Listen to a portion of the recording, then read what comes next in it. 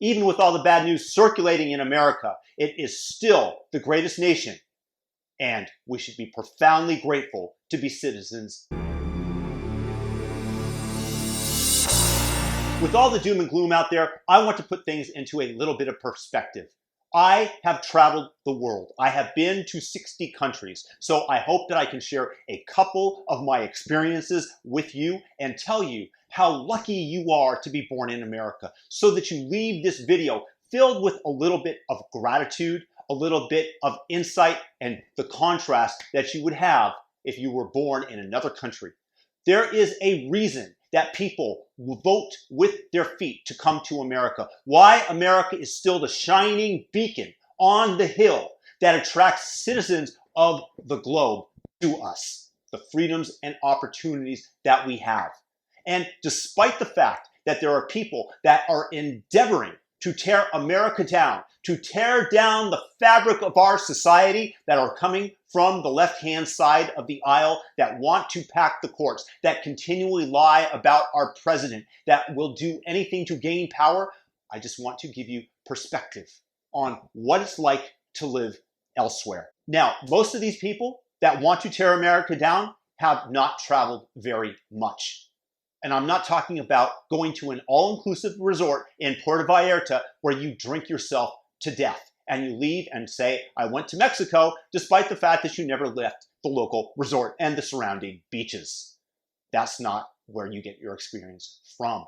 Right now in America, they are complaining about stimulus checks and the fact that they are kept out of work. I agree. We should be able to go to work, despite the fact that the political class has shut down our economy in an effort to suppress the economy, which in turn is an effort to grab onto the reins of power. This is why Nancy Pelosi, for example, doesn't want to make a stimulus deal with the Republicans, despite the fact that the Republicans have basically come over to her side more and more, and there are certain things that they just won't sign off on, and Nancy Pelosi will keep this deal from the American people, this stimulus, this $1,200 that each citizen believes that they might be entitled to. Well, just the fact that you have that opportunity is a luxury. I'm going to give you the example. I currently live in Asia. Right now, we are supplying food to hundreds of people a week who have no economic opportunity because governments around the world have shut their economies down, have shut down travel where it's impossible to go to and fro. And for an area that might rely more heavily on tourism, literally the ocean of opportunity dries up before your eyes. There are no fish for them to feed on, so we must then provide them fish, those of us with enough in the cellar, in the fridge, to be able to provide these people with something to eat. And it's not fish, that of course is the metaphor. But these people here line up at 5 o'clock in the morning for a 1 p.m. food distribution to be first in line, to ensure that they will enable themselves to eat for several days with what we give them. Now you might think 5 a.m. to 1 p.m. What about the opportunity cost of their time? That would be true, other than the fact that there is no economic opportunity here because there is no work. There is nothing going on, and this is what happens when you shut things down. But these people do not sit here and whine. They go out of their way to make sure that ends meet.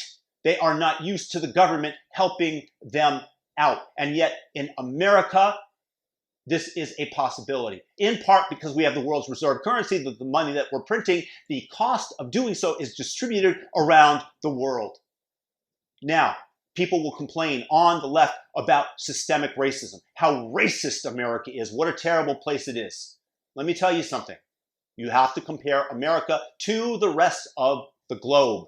America is far, far, far on the upper echelon of not being a non-racist place, despite the fact that as the left creates acrimony, as they divide us up based on race and want racial division to take place, like wanting black-only dorms in Syracuse, which, of course, the black identitarians applaud, as well as the KKK, who are greatly in favor of the segregation that is being proposed. But let me give you some contrast. How do you think they think of black people in China? Believe me, not so well. There is rampant racism throughout the world. There is a commercial in China of some black man going into a washing machine and coming out Chinese. And this is a selling point. This is racism that is exhibited on national television. That would not take place in the United States.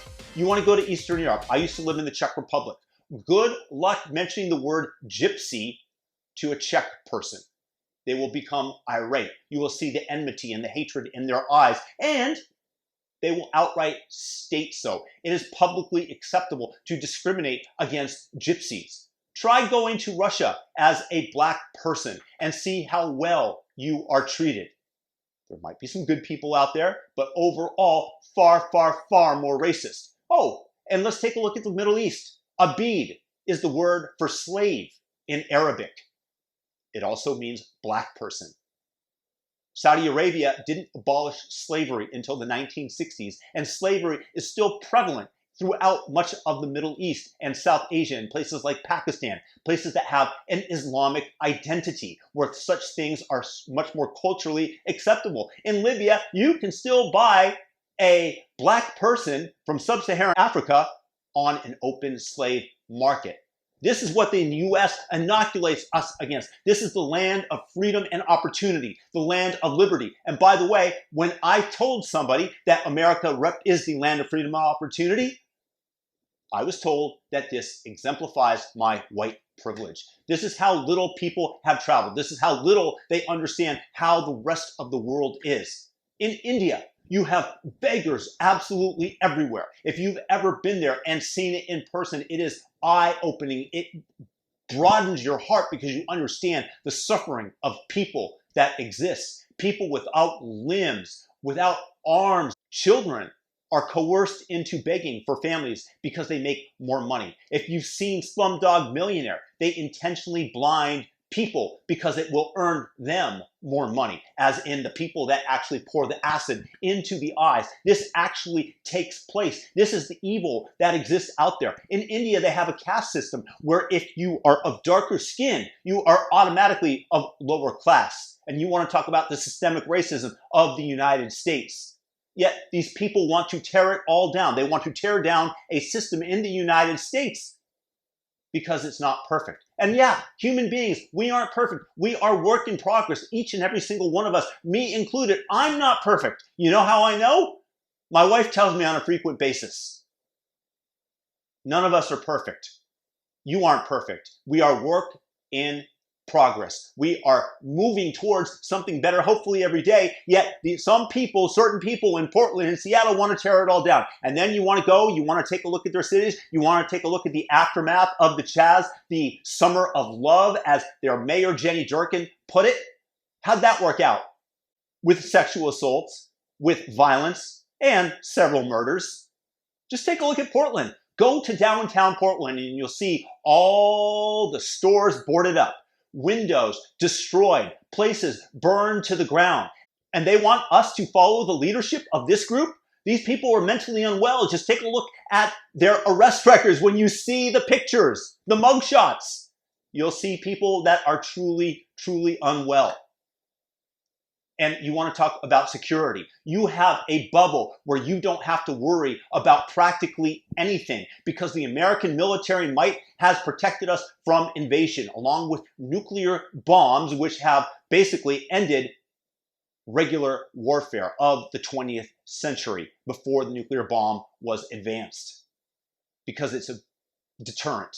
Yet people want to get rid of deterrence. You take a look at San Francisco, you see people that are just looting stores, just going in and shoplifting because there is no blowback, because there is no pushback. But in the progressive mind, they want to make sure to allow people to shoplift because these people need the goods, but then nobody provides them. But this is the leadership that wants to move us into the 21st century and beyond.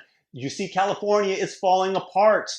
Yet in America, we still had the things that make life so much better, that provide security. You go to Syria? I've been to the deserts of Syria. Everybody there has a gun. I went there right before civil war took place. You could feel the animosity towards the government. Nobody said it out loud because you couldn't, because you would be arrested, because the Mukhabarat, which is the secret police in Syria, would take you in and physically torture you. You don't even mention the word Mukhabarat in Syria. You mention that and people literally shudder. And you go there and you see the yellow teeth that the people have, the lack of dental care, the massive numbers of teeth that are missing, the fact that the people look 10 years older than their actual age. Be grateful to be an American. Be grateful for the fact that the iPhone was made in America because of the ingenuity and the capitalism which allows this to take place, and the billions and billions of dollars that go into research and development of such products that are distributed on a mass scale that makes it possible to do so. The iPhone today, you think that you have it bad. You have the same ability to shoot movies and edit them on this little machinery that Steven Spielberg had with all his money in the 1980s. You can produce wondrous, wondrous things that Steven, when he was shooting E.T., couldn't even have dreamed of. And then you have the heroes that fought for our freedoms in the world wars that the left wishes to destroy, that wishes to take away our freedom to speak freely, that wants to suppress information as they've done in Russia. These are the heroes that sacrificed their lives, that lie in veteran memorials, in veteran cemeteries. These people fought for your freedoms, and you want to sacrifice them. These people fought for the Koreans. You just take a look at the peninsula of Korea. And in South Korea, the average South Korean is 4 inches taller than their North Korean counterpart. This is a function of the nutrition that the governments have been able to offer to their citizens. You take a look at how well South Koreans live.